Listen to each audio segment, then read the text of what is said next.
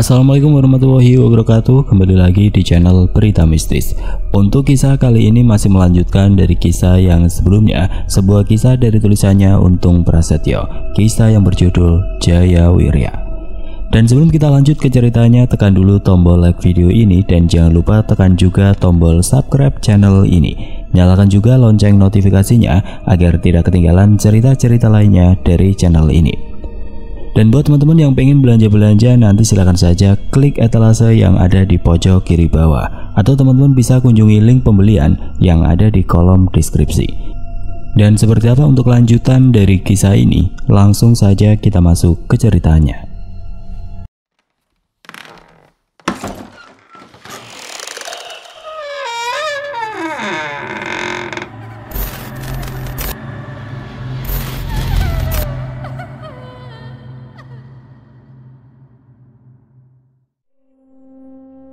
Rian berlari tidak tentu arah ketika sosok makhluk yang menyerupai manusia tapi dengan tubuh yang sangat besar terus saja mengejarnya. Nafasnya tidak beraturan. Ketakutan yang sangat hebat pun datang menikam keberaniannya dan hanya menyisakan degup jantung yang berirama keras. Sejenak Rian berpikir untuk membacakan ayat-ayat suci Al-Quran yang dihafalnya. Tapi entah mengapa dia begitu sulit untuk mengingat semua doa dan ayat-ayat suci yang dihafalnya. Rasa sesak pun mulai menyerangnya. Dia merasa sepertinya sudah tidak ada lagi oksigen yang dapat dihirupnya ketika tangan besar itu mencekik tubuh Rian. Pemuda yang sangat menyenangi hal-hal gaib itu meronta terus sebisanya dan berusaha untuk terus berteriak walaupun tidak ada sedikit suara yang keluar dari mulutnya. Rian pun terbangun dari tidurnya dengan rasa senang walau dia masih merasakan ketakutan yang sangat hebat. Keringat membasahi kening dan tubuhnya, seolah Rian baru saja melakukan aktivitas berat. Rasa sakit di bagian leher pun masih dirasakannya, bahkan menjalar hingga ke bagian tengkuk. Mimpi yang baru saja Rian alami sepertinya nyata dan benar-benar nyata. Rian melihat jam dinding sudah menunjukkan pukul 5 sore dan dia pun langsung berpikir kalau mimpi buruk yang baru saja dialaminya itu terjadi karena Rian yang sengaja tidur setelah azan asar berkumandang. Emang bener, kalau udah masuk waktu asar kita nggak boleh tidur, gumamnya dalam hati sambil mengusap keringat dengan handuk yang ada di kamarku. Karena merasa sangat penasaran dengan mimpi aneh yang baru saja dialaminya itu, Rian pun bergegas menuju ke rumah salah seorang temannya yang memiliki kemampuan untuk melihat hal-hal gaib di luar nalar manusia biasa. Dan setelah selesai menjalankan ibadah sholat maghribnya, Rian pun langsung bergegas menuju ke rumah Bima. Sesampainya di rumah Bima, Rian pun langsung menceritakan mimpi yang tadi sore dialaminya dan menanyakan apakah ada pertanda dari mimpi tersebut. Gimana Bim? Apakah mimpi yang gua alami ada maknanya atau bagian dari sebuah pertanda mungkin? Tanya Rian sambil meraih gelas kopi yang ada di hadapan Bima. Ada Yan, jawab Bima dengan mimik wajah serius. Rian yang sempat kaget mendengar jawaban Bima harus menghela nafas dalam dan sedikit mengumpat ketika Bima berkata, artinya, gua harus bikin kopi 2 gelas lagi karena kopi gua udah lu embat Yan, celetuk Bima sambil tertawa sumringah dan berjalan menuju ke dapur.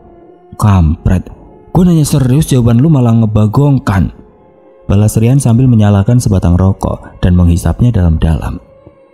Tidur di waktu asar sampai waktu maghrib itu emang gak boleh Rian, dan gak bagus juga buat kesehatan, ucap Bima lagi sambil membawa 2 gelas kopi.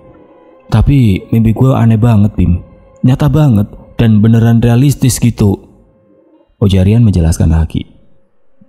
Coba nanti gue lihat lagi deh Yan, emang gue juga ngerasa aura lu gelap banget sekarang, kayak ada energi hitam yang membayangi, balas Bima sambil memandang Rian dengan seksama dan melihat bekas ruam yang berwarna kemerahan di bagian lehernya. Udah, kita ngopi dulu, nanti gue bantu ngilangin energi hitam itu. Pesan gue, sholat jangan sampai bolong Yan, lu juga gak boleh lengah dan jangan lagi tidur sore di waktu asar sampai menjelang maghrib.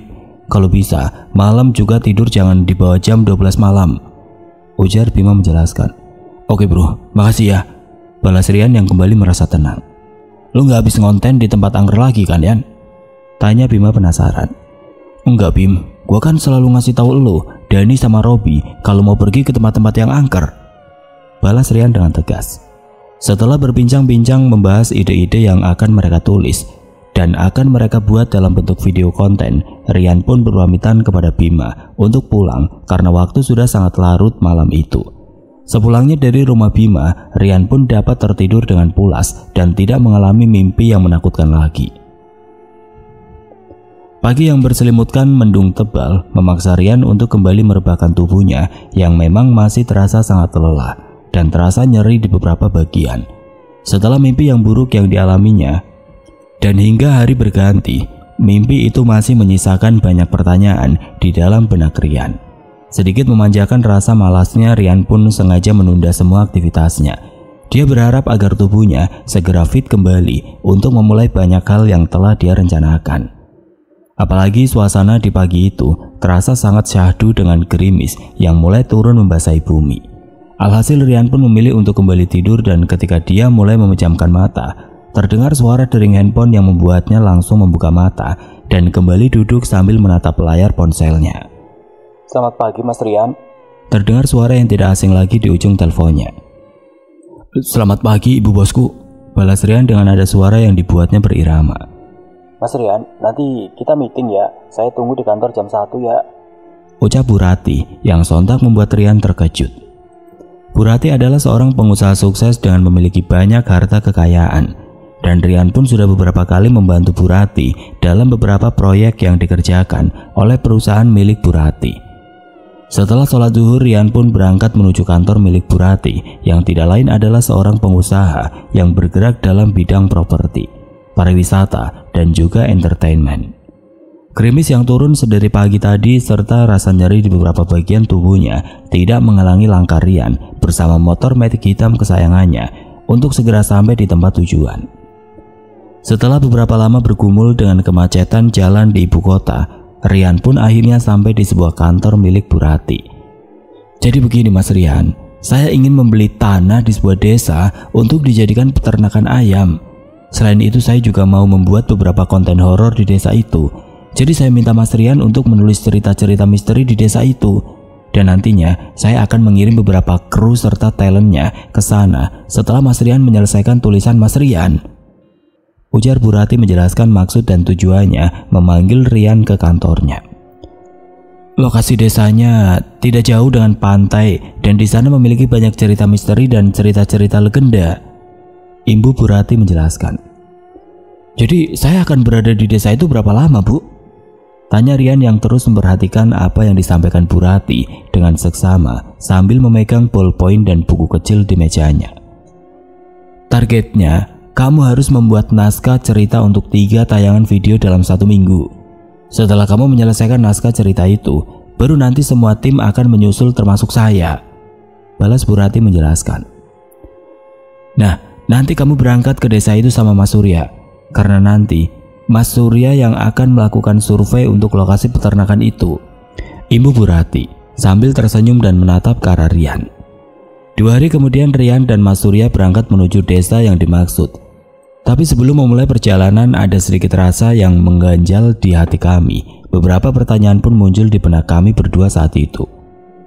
Tumben, kali ini kita naik bus ya Mas? Biasanya kan ada sopir yang mengantar, tanya Rian ketika sampai di sebuah terminal kecil dengan beberapa bus akap di sana. Gue juga heran Yan, biasanya memang Bu Rati menyediakan unit mobil dan sopir untuk perjalanan jauh seperti ini, jawab Mas Surya sambil membolak-balikan 2 lembar tiket bis malam di tangannya.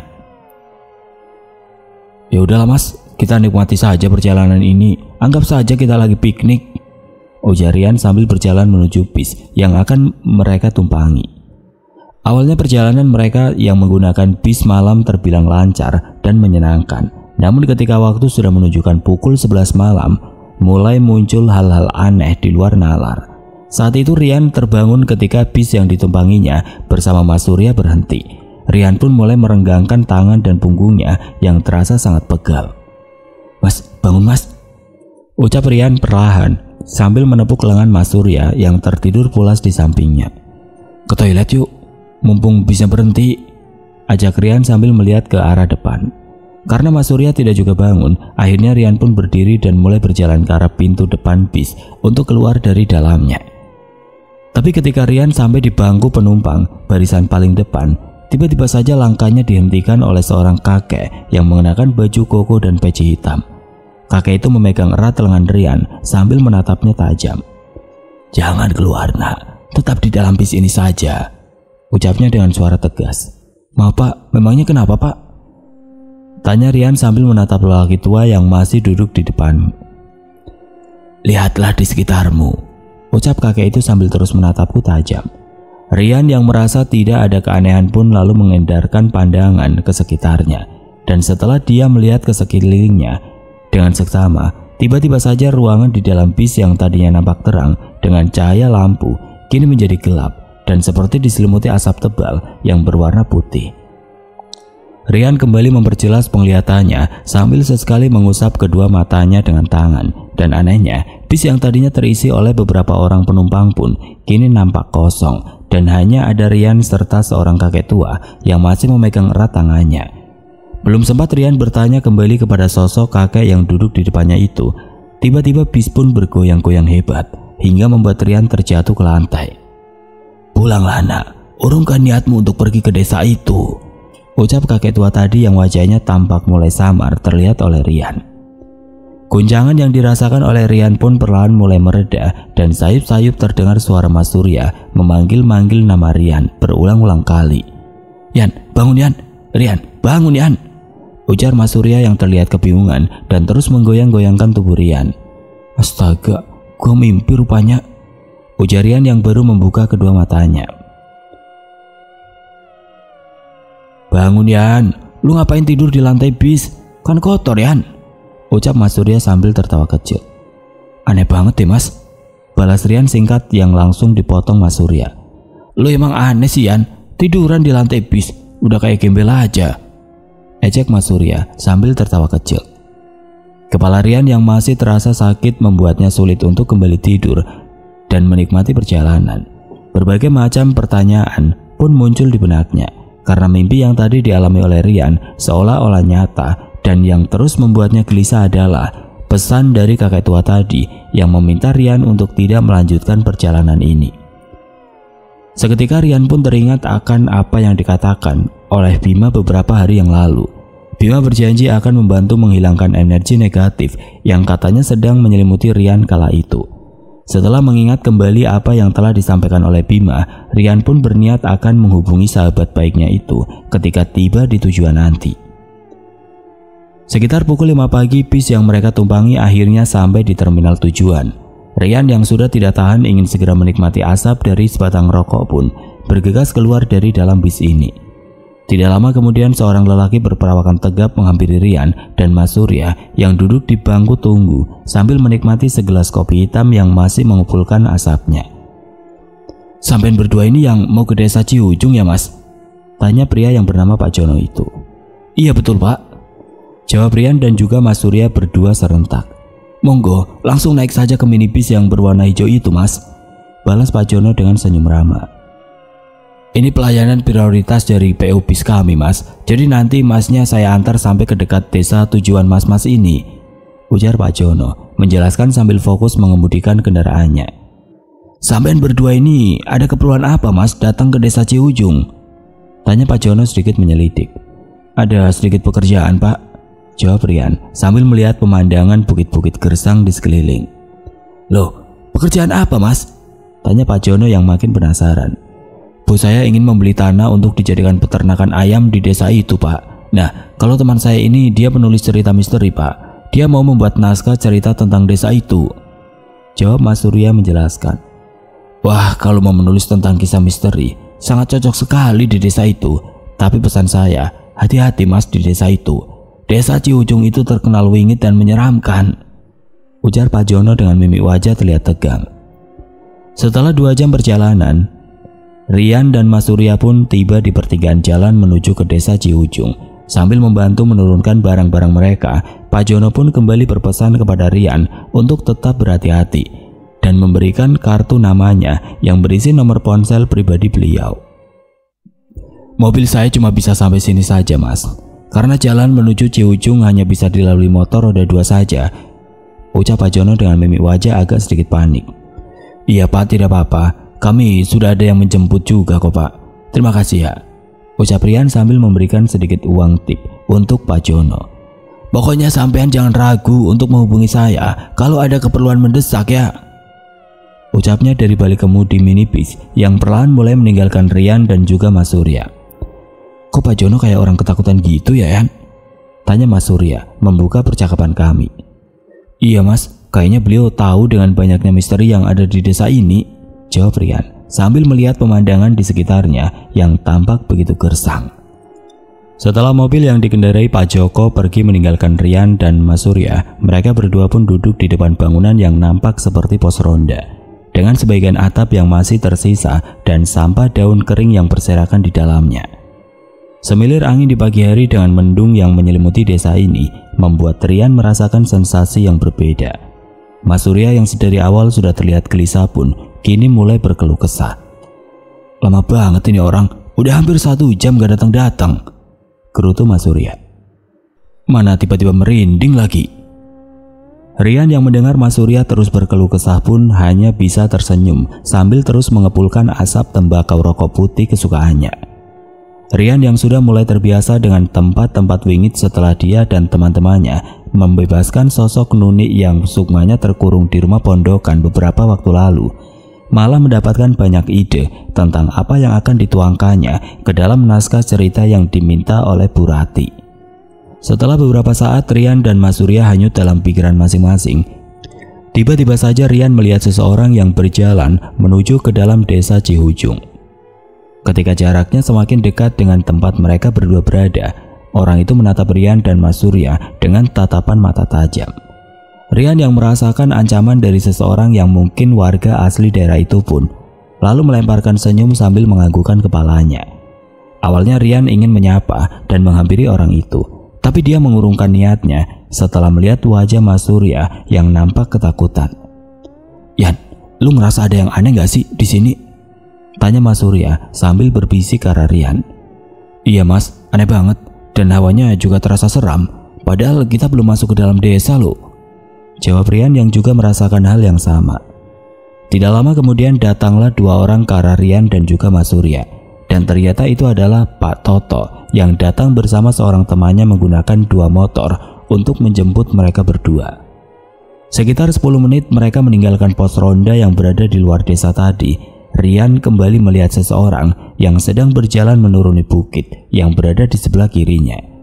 Sekilas Rian seperti pernah bertemu dengan orang itu, tapi Rian lupa kapan dan di mana Rian bertemu dengannya. Entah mengapa tiba-tiba saja Rian teringat mimpi yang dialaminya semalam, dan barulah dia menyadari jika orang yang dilihatnya itu adalah orang yang ditemuinya di dalam mimpinya ketika Rian berada di dalam bis itu.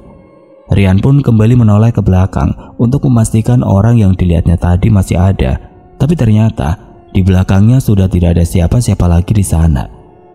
Dan hal itu pun sontak membuat bulu kuduknya meremang.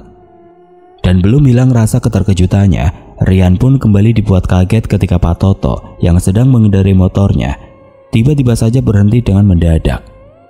Ada apa Pak? Tanya Rian membuka percakapannya. Kalian harus meninggalkan potongan kain yang kalian miliki di depan patung kayu itu, balas Pak Toto dengan tenang menjelaskan. Tapi untuk apa Pak? Itu merupakan syarat mutlak untuk dapat memasuki desa ini dengan aman Mas, jawab Pak Toto dengan tegas. Karena tidak ingin memperdebatkan adat istiadat desa setempat, Rian dan Mas Surya pun langsung menuruti apa yang telah disampaikan oleh Pak Toto dan juga Pak Yadi. Keduanya pun langsung mengambil kaos milik mereka masing-masing, lalu meletakkan benda tersebut di depan patung kayu yang berada di gapura masuk desa tersebut. Selain itu mereka juga meninggalkan selembar uang kertas di hadapan patung yang berada di sebelah kiri gapura tersebut. Setelah setengah jam perjalanan menyusuri bukit batu yang nampak kering itu, akhirnya Rian dan Mas Surya pun tiba di rumah Pak Toto. Hal yang pertama dilakukan Rian adalah mengambil ponselnya dari dalam tas selempang yang ada di depan dadanya. Tapi alangkah gusarnya Rian kala itu ketika mengetahui bahwa di daerah itu tidak ada sinyal sama sekali. Waduh, di sini nggak ada sinyal ya Pak? Tanya Rian kepada Pak Toto sambil menatap Pak Yadi bergantian. Pak Toto pun hanya menggelengkan kepala dan tersenyum kepada Rian. Tapi yang membuat Rian dan Mas Surya sangat terkejut sekaligus berpikir keras saat itu adalah Ucapan Pak Yadi yang penuh dengan tanda tanya kala itu.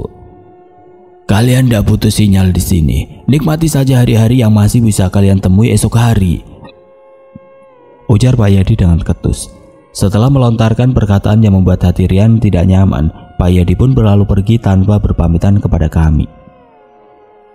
Yadi itu orangnya keras, tidak usah dipikirkan ucapannya tadi, ujar Pak Toto yang membantu membawakan barang-barang kami ke dalam rumahnya.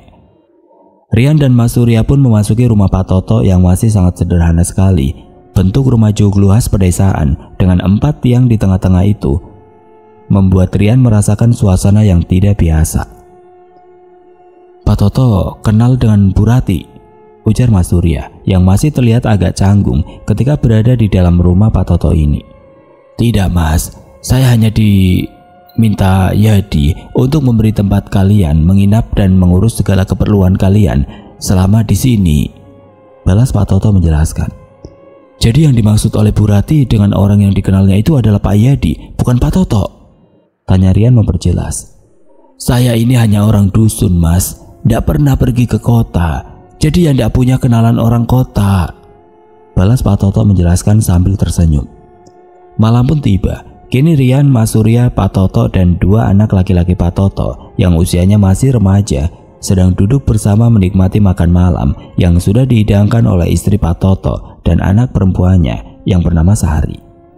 Sambil berbincang santai, Rian pun mulai bertanya kepada Pak Toto tentang tempat-tempat yang dianggap angker oleh warga sekitar. Tapi sepertinya Mas Surya terlihat tidak senang kalau harus membicarakan perihal pekerjaan saat itu. Padahal Mas Surya juga sudah seharusnya mulai mencari informasi terkait pekerjaan yang sudah menjadi tanggung jawabnya itu. Tapi Rian tidak mau ambil pusing. Mungkin waktunya memang kurang tepat untuk membicarakannya malam ini. Selesai makan malam bersama, Rian yang berniat untuk keluar dan menikmati sunyinya malam di depan pekarangan rumah milik Pak Toto harus mengurungkan niatnya karena dilarang oleh Pak Toto. Di dalam saja Mas, jangan keluar rumah untuk malam ini, cegah Pak Toto sambil menganggukkan kepalanya seperti memberikan isyarat tertentu. Biarkan saja Pak, Rian memang sangat suka sekali dengan kesunyian malam, ucap Mas Surya sambil tertawa meledekku. Sudah, duduk saja di sini, ibu sedang membuatkan kopi, ucap Pak Toto lagi. Mas Surya yang sudah mulai mengantuk pun kini sudah merebahkan tubuhnya di dalam kamar yang sudah disediakan oleh keluarga Pak Toto. Rasa resah dan gelisah yang dialami Rian pun perlahan mulai menghilang karena keramah tamahan dari keluarga di rumah Pak Toto. Indra dan Wanto, kedua anak laki-laki Pak Toto ini, sangatlah menyenangkan. Mereka banyak bertanya tentang hal-hal yang belum mereka ketahui dan mulai mengungkapkan harapan dan cita-cita mereka. Mas Rian, kalau di kota sana jam segini apa masih ramai Mas? Tanya Indra dengan wajah polosnya. Di kota itu tidak pernah sepi Indra, ramai dan bising dan kadang terasa sumpek, jawab Rian disambut oleh gelak tawa mereka. Enakan di sini Indra, suasananya tenang, adem dan damai, ucap Rian menambahkan. Akan tetapi baru saja Rian, Indra dan Wanto berbincang-bincang hangat tentang desa tempat tinggal mereka, tiba-tiba saja suasana hangat pun berubah ketika dari kejauhan terdengar suara seperti burung gagak yang bersaut-sautan.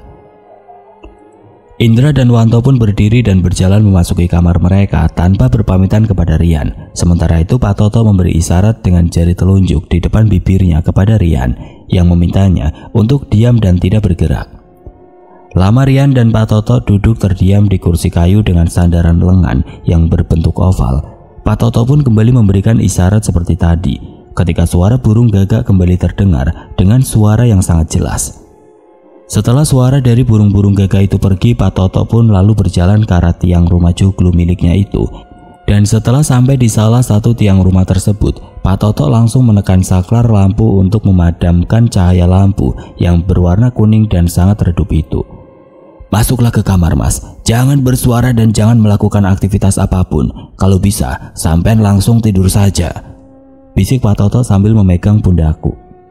Tanpa pikir panjang, Rian yang memang sudah merasa mulai ketakutan pun langsung berjalan menuju kamar tempat di mana Mas Surya tertidur saat ini.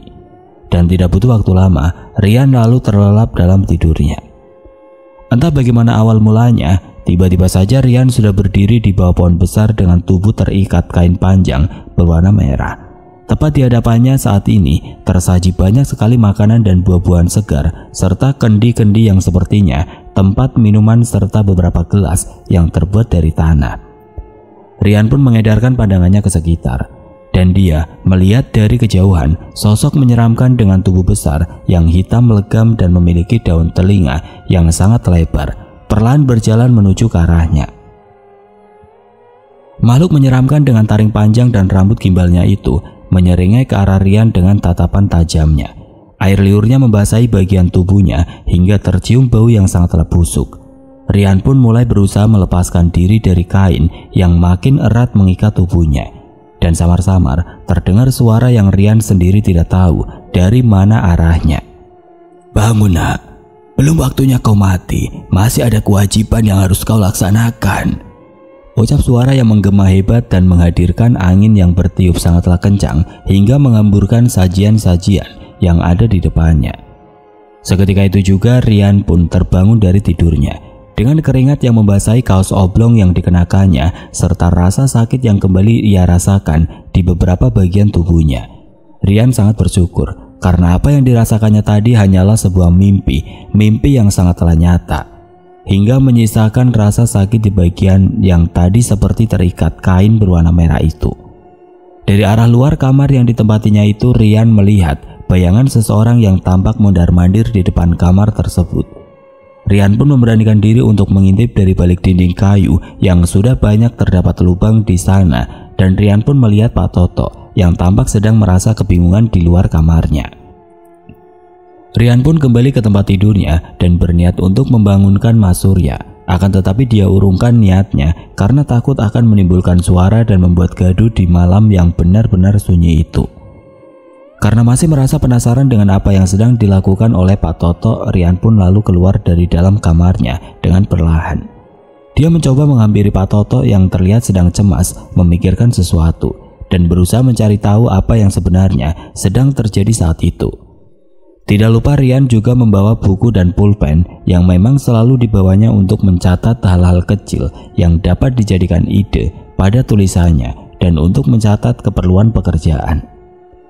Setelah Rian keluar dari dalam kamarnya, Pak Toto pun hanya menatapnya dingin sambil terus menghisap sebatang rokok lintingan di tangannya, lalu mengepulkan asap tembakau tersebut yang aromanya membuat nafas sesak itu. "Bapak sepertinya sedang memikirkan sesuatu," tanya Rian berbisik ke arah Pak Toto. "Besok biar Wanto mengantarkan sampean ke ladang milik keluarga kami di balik bukit sebelah utara rumah ini, Mas. Bawalah semua barang-barang sampean ke ladang kami," balas Pak Toto yang membuat Rian merasa kebingungan dan terus menatap Pak Toto dengan seksama. "Sekarang kembalilah ke kamarmu. Saya tidak ingin terjadi sesuatu di sini malam ini," Ibu Pak Toto menambahkan. Malam ini terasa begitu panjang. Serasa pagi pun tidak kunjung datang. Di luar sana suara burung gagak masih sesekali terdengar dan membuat suasana terasa mencekam bagi Rian yang juga tidak kunjung tertidur malam itu. "Yan, bangun Yan!" Terdengar suara Mas Surya membangunkanku yang baru saja memejamkan mata. "Gua udah dijemput sama Pak Yadi, mau diajak ngelihat lokasi tanah yang mau dijual," ucap Mas Surya yang terlihat memasukkan beberapa peralatan kerja yang dibutuhkan. "Tunggu dulu Mas, gua mandi dulu," pinta Rian kepada Mas Surya. "Lu tunggu di sini aja Yan, lagian cuma ada satu motor, biar gue sendiri aja yang kesana. Nanti lu siapin deh apa yang mau lu kerjain," ujar Mas Surya menjelaskan. Rian hanya menganggukkan kepala tanda menyetujui apa yang baru saja diucapkan oleh Mas Surya. Setelah Mas Surya dan Pak Yadi pergi, Rian yang masih merasakan kantuk yang hebat akibat semalam kurang tidur pun memaksakan langkah untuk keluar dari dalam kamar. Nampak di teras rumah Bagus dan Sari sedang menata hasil panen dari ladang mereka yang akan dijemur menggunakan alas yang terbuat dari anyaman bambu. "Bapak kemana toh?" tanyaku sambil memperhatikan kakak beradik yang sedang bekerja itu. Wanto lalu melihat ke sekelilingnya dan menghampiri Rian sambil berkata, "Ayo Mas, kita susul Bapak ke ladang. Tadi Bapak berpesan kalau Mas Rian harus secepatnya menemui Bapak," bisik Wanto sambil menoleh ke kiri dan ke kanan. "Sebentar toh, aku cuci muka dulu," balas Rian yang bergegas ke kamar mandi. Setelah selesai dari kamar mandi, Rian pun kembali ke kamar untuk mengambil semua barang miliknya yang tersimpan dan sebuah tas ransel besar. Setelah semua barangnya sudah siap dan tidak ada yang tertinggal, Rian pun bergegas mengajak Wanto untuk mengantarnya ke ladang menemui Pak Toto. Rian pun sungguh dibuat terkejut ketika menyadari bahwa jarak rumah penduduk satu dengan yang lain ternyata sangatlah berjauhan, dan desa itu terlihat sangat sepi sekali, seperti sebuah desa mati. Setelah setengah jam berjalan menyusuri jalan setapak di perbukitan, akhirnya Rian melihat sebuah gubuk kecil di tengah hamparan tanah kering yang sepertinya itu adalah ladang milik Pak Toto. "Duduk di sini saja, Mas Rian," ucap Pak Toto menyambut Rian dengan ramah. Rian dan Wanto pun duduk di hadapan Pak Toto. Sementara itu Pak Toto meminta Indra untuk pulang terlebih dahulu agar bisa membantu pekerjaan ibunya serta kakak perempuannya di rumah. Dan sesaat sebelum Pak Toto memulai apa yang ingin disampaikannya, Rian pun menyalakan kamera digitalnya dan hendak mengabadikan pembicaraan tersebut. "Sebelum desa ini menjadi desa yang terlihat sepi dan angker seperti saat ini, Desa Ciujung adalah sebuah desa makmur yang ladang serta sawahnya terlihat hijau dengan tumbuhan yang sangatlah subur," ujar Pak Toto menceritakan. "Tetapi setelah Jaya Wirya menemukan bongkahan emas di hutan itu, desa ini perlahan-lahan ditinggalkan oleh warganya yang merasa tidak nyaman dengan aturan-aturan aneh di desa ini."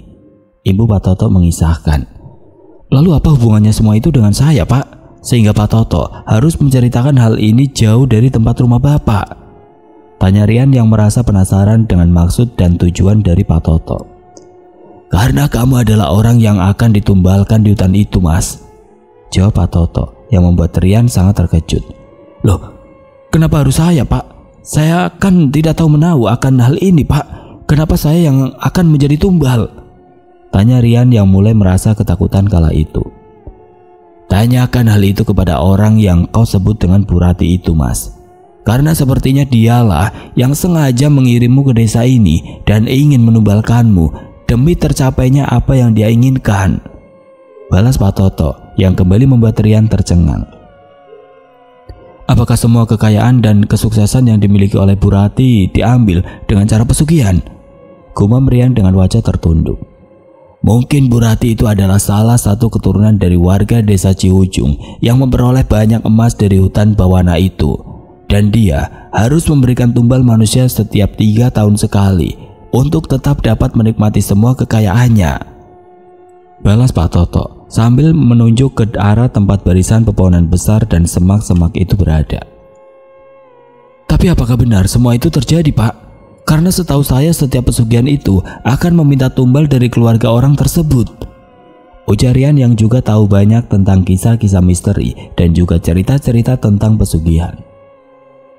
"Menurut cerita yang saya dapatkan dari almarhum orang tua saya dulu, desa ini mulai ramai dikunjungi orang-orang dari desa lain setelah mereka mengetahui jika di hutan bawana yang berada di wilayah desa ini terdapat banyak emas. Akan tetapi setelah beberapa orang yang mencoba, peruntungan mereka hilang ketika mencari emas di hutan itu. Barulah desa ini dijuluki sebagai desa mati atau desa wingit. Dan karena kepala desa yang bernama Pak Juri tidak mau jika desanya terus didatangi orang-orang dari desa luar dan juga orang-orang dari pemerintah kota setempat, maka dia meminta kepada Pak Jarwis untuk menjadikan desa ini desa wingit dengan memasang banyak penjaga gaib di sekitar desa ini, ujar Pak Toto menjelaskan. Selain itu, ketika Pak Jarwis memegang kuasa penuh di desa ini, dia mulai membuka jalan bagi siapapun yang mau mendapatkan kekayaan dengan mudah, yaitu dengan syarat tumbal nyawa seorang manusia, Ibu Pak Toto menceritakan. "Apakah berarti saya dan Mas Surya juga orang yang akan menjadi tumbal, Pak?"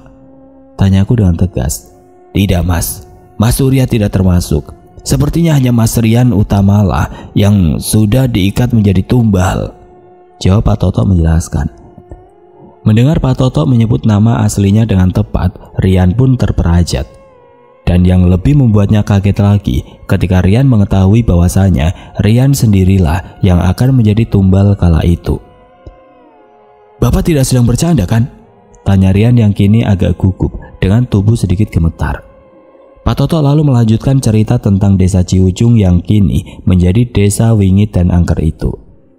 Orang yang akan dijadikan tumbal di desa ini sebelumnya sudah diikat terlebih dahulu.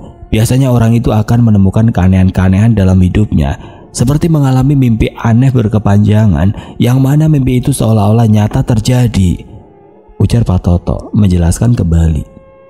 Lalu apa yang harus saya lakukan, Pak? Jika saya bisa pergi dari tempat ini, saya akan segera pergi dari desa ini, Pak, ujar Rian yang mulai diselimuti rasa takut. Tolong tunjukkan kepada saya jalan untuk keluar dari desa ini, Pak, pinta Rian penuh harap kepada Pak Toto.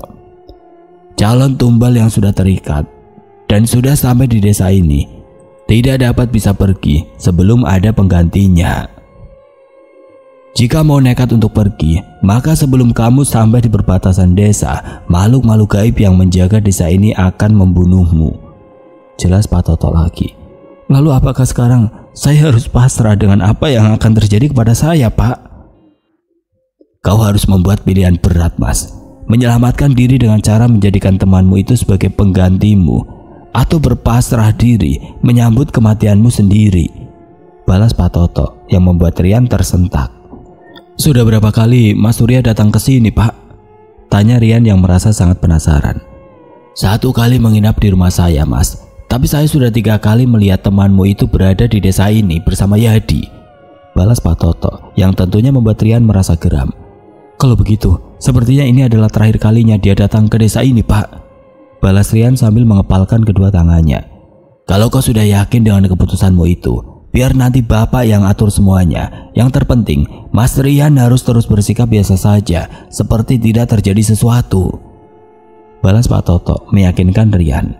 Setelah selesai menjelaskan semuanya, Pak Toto pun meminta kepada Rian dan juga Wanto untuk segera pulang.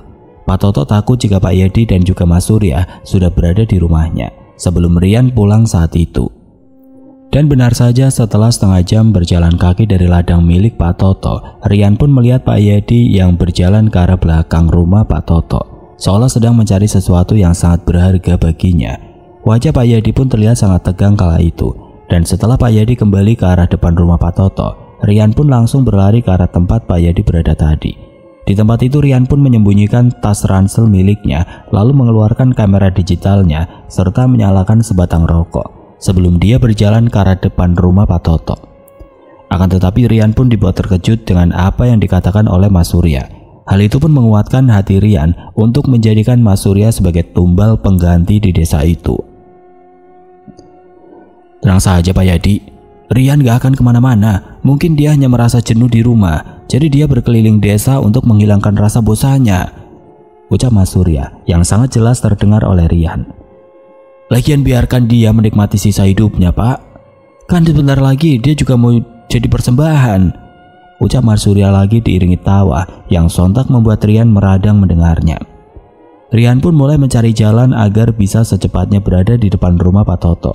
Perlahan Rian berjalan memutar menyusuri lereng bukit menuju jalan utama desa.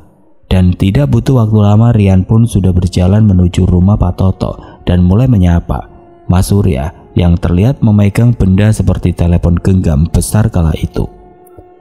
Weh Mas Surya, sapa Rian dari kejauhan sambil melambaikan tangan. Mas Surya terlihat gugup dan berusaha menyembunyikan benda yang dipegangnya tadi. Dari mana aja lu, Yan? Gue cari-cari gak ada di rumah, ujar Mas Surya yang terlihat agak gugup. Lihat-lihat pemandangan alam aja Mas, bosan duduk-duduk doang di rumah, balas Rian dengan tetap tersenyum. Pak Yadi yang melihat Rian sudah berada di rumah Pak Toto pun langsung pergi dengan menggeber sepeda motornya tanpa berpamitan kepada Mas Surya. Dan Rian pun tidak mau ambil pusing dan segera duduk di dekat Mas Surya. Semua pun berjalan normal seperti sebelumnya, walaupun telah mengetahui niat busuk dari Bu Rati yang juga telah membayar mahal Mas Surya untuk membawa ke desa itu. Tapi Rian tetap terlihat tenang. Rian yang telah mempercayai Pak Toto itu sangat berharap Pak Toto dapat membantunya untuk keluar dari permasalahan yang sedang mengancam nyawanya itu. Malam itu istri Pak Toto yang dibantu oleh putrinya serta kedua anak laki-lakinya pun mulai menghidangkan makan malam dengan menu sederhana. Nasi goreng dengan aroma lezat pun membuat Mas Rian segera memenuhi piring yang ada di hadapannya. Tanpa ragu Mas Surya pun menyantap nasi goreng yang masih mengumpulkan asap itu dengan telur dadar serta lalapan lainnya yang telah tersedia. Sementara itu Pak Toto yang membawa 2 piring nasi dari arah dapur pun langsung memberikan salah satu piring berisi nasi goreng itu kepada Rian sambil memberikan kode kepadanya. Entah karena sedang lapar atau karena merasa sangat menikmati hidangan makan malam itu, Mas Surya pun terlihat terus melahap makanan yang ada di hadapannya itu. Tidak lama berselang tubuh Mas Surya pun tiba-tiba ambruk dan tidak sadarkan diri. Seperti sudah mengetahui apa yang akan terjadi, Pak Toto pun meminta Rian untuk membantunya menggotong tubuh Mas Surya ke sebuah dipan yang ada di ruang tamu rumahnya. Istri dan ketiga anak Pak Toto pun tampak biasa-biasa saja dengan hal itu. Mereka pun langsung membawa sisa nasi yang ada di piring tempat Mas Surya makan, serta sebuah wadah yang masih tersisa banyak nasi goreng hangat itu ke dapur, lalu membuangnya. "Kenapa orang ini bisa langsung pingsan, Pak?" tanya Rian penasaran. "Nasi goreng yang dimakannya sudah bawa campur dengan buah kecubung, jadi dia akan kehilangan kesadarannya selama beberapa hari ke depan," balas Pak Toto dengan tenang. "Malam nanti Yadi dan orang-orangnya akan datang menjemputmu. Jadi ada yang harus kau lakukan agar kau selamat dari malapetaka ini," balas Pak Toto menjelaskan. Sebelum melakukan aksinya, Pak Toto pun memberitahu sebuah tempat yang sangat aman di rumah itu. Dan tempat yang berada di bawah tanah itu ternyata sudah disiapkan oleh Pak Toto dan keluarganya untuk mengantisipasi masalah buruk yang akan datang menimpa keluarganya. "Bersembunyilah di tempat ini ketika Yadi dan orang-orangnya datang," ujar Pak Toto sambil memberitahu cara untuk keluar dan masuk ke tempat persembunyian itu. Setelah mengetahui rencana yang akan dilakukan oleh Pak Toto malam itu, Rian pun langsung kembali ke ruang tamu rumah tersebut. Dan betapa terkejutnya Rian ketika dia melihat istri Pak Toto dan ketiga anaknya sudah mempersiapkan diri dengan tubuh yang terikat di kursi kayu rumah itu. Istri Pak Toto duduk di sebelah Sari dengan kedua tangan terikat. Sementara itu Wanto terlihat masih mengikat kedua tangan adiknya. "Hanya ini yang bisa kami lakukan, Mas. Kami akan mengarang cerita ketika Yadi dan orang-orangnya datang nanti. Sekarang, ayo kita ikat tubuh temanmu itu," ujar Pak Toto menjelaskan. Sungguh sebuah hal yang luar biasa yang telah dilakukan oleh Pak Toto dan keluarganya. Mereka rela bersandiwara hanya demi menyelamatkan nyawa Rian, yang notabene baru dikenalnya selama 2 hari belakangan itu. Setelah mengikat tubuh Mas Surya, Pak Toto pun lalu membuat rumahnya berantakan. Dia tidak ingin Pak Yadi curiga dengan apa yang terjadi malam itu. Beberapa kursi pun segera dihancurkannya dan beberapa gelas sengaja dipecahkan untuk membuat seolah-olah sudah terjadi keributan di rumah itu. Selesai mengacak-ngacak rumahnya, Pak Toto pun lalu meminta Rian untuk mengikat tubuhnya dan menyumpal mulut Pak Toto serta istri dan ketiga anaknya dengan kain yang sudah dipersiapkan oleh istri Pak Toto sebelumnya.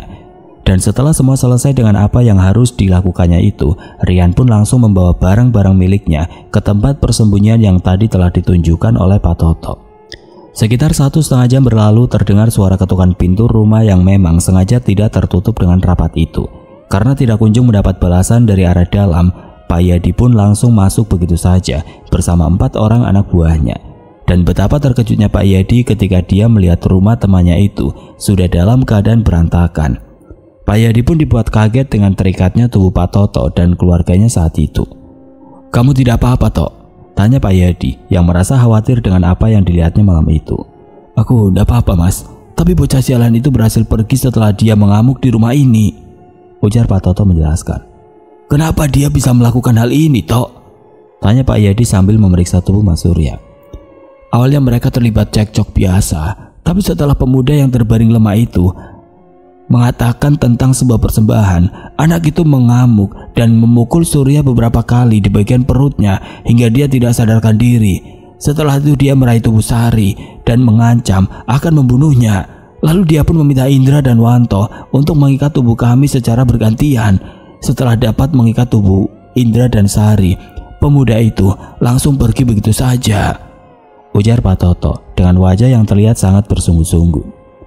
"Persembahan itu harus dilakukan malam ini, dan kita tidak memiliki waktu lagi untuk mencari anak itu," balas Pak Yadi yang terlihat sangat geram kala itu. "Lalu apa yang harus kita lakukan, Yad?" tanya Pak Toto dengan wajah seriusnya. "Tidak ada rotan akar pun jadi. Biarlah orang ini yang akan menggantikan bocah itu," balas Pak Yadi yang langsung meminta keempat anak buahnya untuk membawa tubuh lemah Mas Surya. "Kau urus saja keluargamu, Tok. Biar aku yang selesaikan pekerjaan ini," ibu Pak Yadi yang langsung menyusul keempat anak buahnya itu. Setelah memastikan keadaan aman, Pak Toto pun menghampiri Rian di tempat persembunyiannya. Beliau pun meminta Rian untuk segera pergi dari rumahnya sebelum Pak Yadi dan anak buahnya menyelesaikan ritual persembahannya yang dilakukan di perbatasan desa Ciujung dengan hutan Bawana. Setelah berpamitan kepada istri Pak Toto, Sari, Indra dan Wanto, Rian pun bergegas menyusul Pak Toto yang sudah bersiap di atas sepeda motornya. Awalnya Rian merasa takut jika ada makhluk gaib yang konon katanya menjaga desa tersebut akan mengejarnya.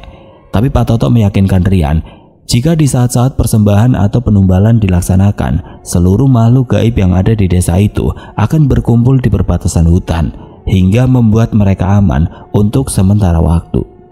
Setelah keluar dari gapura besar yang menjadi satu-satunya jalan masuk ke desa Ciujung, Pak Toto pun langsung menyalami Rian dan meminta Rian untuk terus saja berjalan ke arah barat. Dia akan mendapatkan sinyal telepon setelah berjalan menanjak dan melewati bukit di ujung barat itu. Seolah tidak ingin larut dalam kesedihannya, Pak Toto pun langsung berpamitan untuk pulang. Sementara itu, Rian pun mulai berlari ke arah barat untuk mencari tempat yang aman. Benar apa yang telah disampaikan oleh Pak Toto tadi. Setelah dia sampai di atas jalan menanjak itu, telepon genggamnya pun bergetar dan beberapa kali berbunyi. Dan di saat itulah, dia lalu menghubungi Pak Jono dan meminta beliau untuk menjemputnya. Setelah menunggu selama beberapa jam di tempat yang aman, Rian pun berhasil kembali bertemu dengan Pak Jono yang dengan sangat berani menjemputnya seorang diri dengan hanya mengendarai sepeda motor Suzuki Smash berwarna merah hitam miliknya. Dan tanpa berbasa-basi, Pak Jono pun langsung membawa Rian ke rumahnya sebelum beliau membawa Rian ke terminal tempatnya bertemu dengan Rian dan juga Mas Surya beberapa hari yang lalu. Entah apa yang telah terjadi kepada Mas Surya, Rian pun tidak mengetahuinya lagi. Dan setelah kejadian itu, Rian pun berusaha menghindari Bu Rati yang menjadi biang keladi dari semua permasalahan yang pada akhirnya harus membuat Mas Surya kehilangan nyawanya.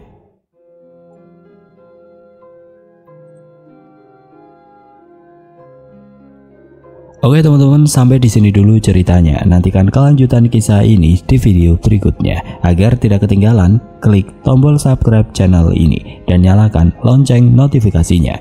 Wassalamualaikum warahmatullahi wabarakatuh.